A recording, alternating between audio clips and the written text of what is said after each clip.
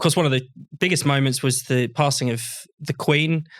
And that seems to have been almost usurped by the rise of the ghastly Meghan and Harry. It's almost as if they represent two different types of attitudes, two different ways of approaching the world. And, there's some relevance to this truth discussion as well that we've been having. I mean, Freddie, what have you made of the, let's start with the Meghan and Harry first. Because you were having a go at Meghan and Harry before it was cool as well. I was doing way before it was cool. Yeah. I was very early on. You were concerned way before MPs would write letters calling you to. No, I think. I mean, there's this sort of argument that you hear quite a lot that Harry and Meghan, while the Brits may get their back up and we don't like our country being criticised and the tabloids are all against her, that actually what they're doing is very clever. And they're appealing to everyone in America because America is insanely woke, etc., etc. That's just rubbish. Yeah, it's just not true. I mean, most Americans don't think about the monarchy at all. In as much as they do, they find it funny and ridiculous. If Harry and Meghan can add to the hilarity, then all the better. Yeah, and I think that's the whole thing about the Harry and Meghan show. I guess 90% of the audience are watching it hoping to laugh. And they do laugh a bit and then they get very bored. Yeah. That's certainly what I did. And I think most Americans I've spoken to about it feel the same way. It's not funny for 6 hours, is it? It's not funny for 6 hours. But this idea that they're sort of betting on the right side of history, I think is dumb and counter to reality. Yeah, Tom, do you want to say something a bit about that? The Sussexes positioning themselves as the right side of history, particularly in contrast to the late Queen. Yes, I mean, I suppose what you see is because they've tried to kind of play this game is to say, we're against the institution, we're not against the Queen, but they are against everything that the Queen essentially stood for. Yeah, and especially in the midst of the public mourning and so on, you did see people kind of rediscover a lot of that language around service and stoicism and so on. All these things which are now really out of fashion. It's not really about public service; it's about self-care. It's not really about nationhood. It's about victimhood and so on. Like they do represent that clear shift. And I think whilst at the same time, I think there is a point at which even their kind of former cheerleaders are starting to recognise that they backed a couple of chances in some cases. People are kind of slowly backing away from the crime scene a little bit now. I think the problem is that they do in their very naff hallmark card way represent the kind of elite zeitgeist, if you like.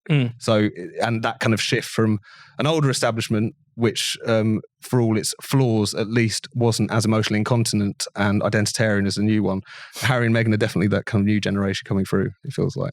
I read a piece recently that came through online about a philosopher I'm very interested in called René Girard, who is dead now, but he wrote in a book called I See Satan Fall Like Lightning, and it was talking about the rise of victim culture. He said that there is one overriding value which dominates the total planetary culture in which we live, far more so than technological progress or economic growth. It is a concern for victims and the consequent rise of victim power.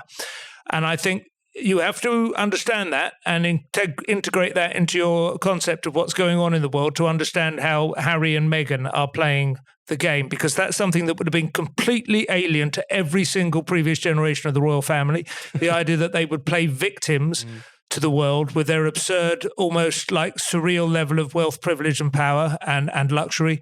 But they've somehow turned that. And that is the key to understanding what they've grasped and what so far the royal family has yet to do so, I think.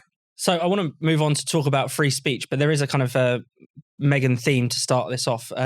Just recently, Jeremy Clarkson has been, I think it's fair to say, paraded naked through the metaphorical streets and had excrement thrown at him. To be fair, he is a farmer now. He's probably covered in shit half the time anyway.